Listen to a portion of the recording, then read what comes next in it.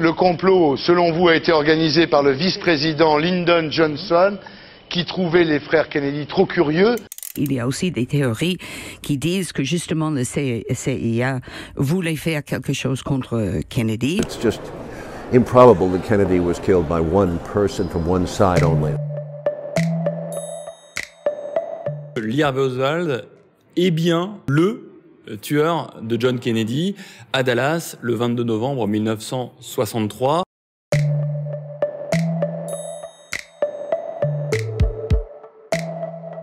Il a été arrêté par la suite et assassiné devant les caméras de télévision par Jack Ruby. Le motif de Lee Harvey Oswald, c'est un communiste qui déteste l'administration démocrate et notamment qui déteste le fait que cette administration tente de déstabiliser le régime, selon lui légitime, de Fidel Castro.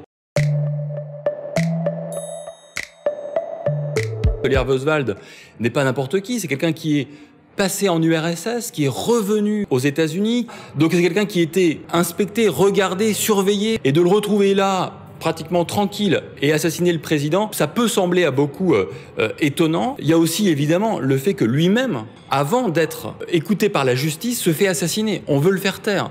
Et pour tous les gens qui ont lu des romans policiers, qui ont lu des romans sur la mafia, on sait bien qu'on fait taire le témoin gênant, celui qui a des choses à révéler. Si on a du mal aujourd'hui à s'accorder sur une version, c'est aussi parce qu'on manque d'informations précises.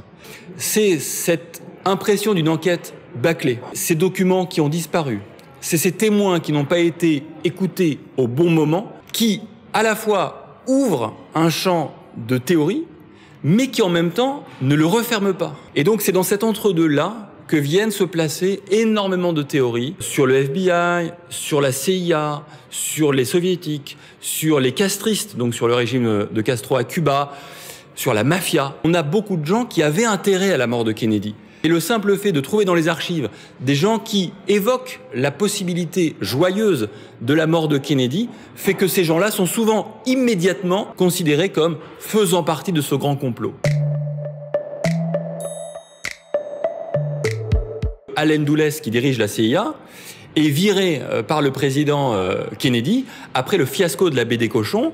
Et donc on se dit, bah voilà, Allen Dulles, patron de la CIA, est viré par le président américain. Il n'est pas étonnant qu'il lui en veuille à ce point qu'il commandite l'assassinat du président Kennedy. Allen Dulles, on le retrouve au sein de la commission Warren. Lyndon Johnson le nomme pour enquêter. Et donc on se dit, mais s'il est dans le coup, il y a peut-être même aussi le président Johnson qui apparaît dans le coup. Sauf que tous ces éléments-là, qui font sens les uns à côté des autres, dans un récit que je pose aujourd'hui 55 ans plus tard, fait-il pour autant d'Allen Dulles le responsable de la mort? Bien sûr que non. Il faut toujours se méfier d'un lien de corrélation qui pourrait apparaître comme un lien de causalité, là où il ne peut y avoir que la succession d'événements qui n'ont peut-être rien à voir, mais qui, selon certains, dessinent un récit explicatif. L'enquête bâclée, notamment de la commission Warren, dans la foulée vraiment de l'attentat, elle peut, pour certains, se justifier par la responsabilité du président Lyndon Johnson.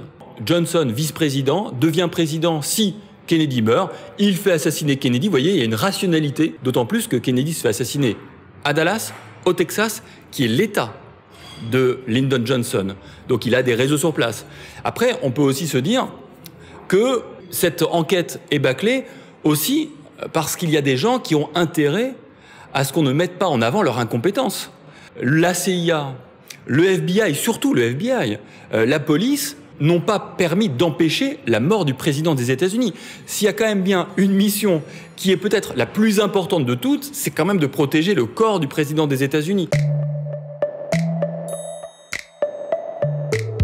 Cet événement, qui est un événement historique,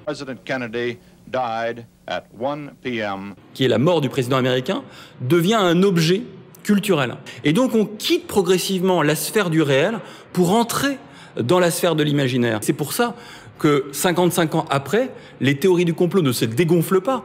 Elles ont même tendance à prendre de l'ampleur. En réalité, ce qui intéresse, c'est moins la mort de Kennedy, de ce que ça permet de raconter, par exemple, de l'Amérique, de raconter des rapports de force, de trouver, en fait, des tas d'éléments dramatiques qui servent un romancier, qui servent un cinéaste, qui servent un dramaturge.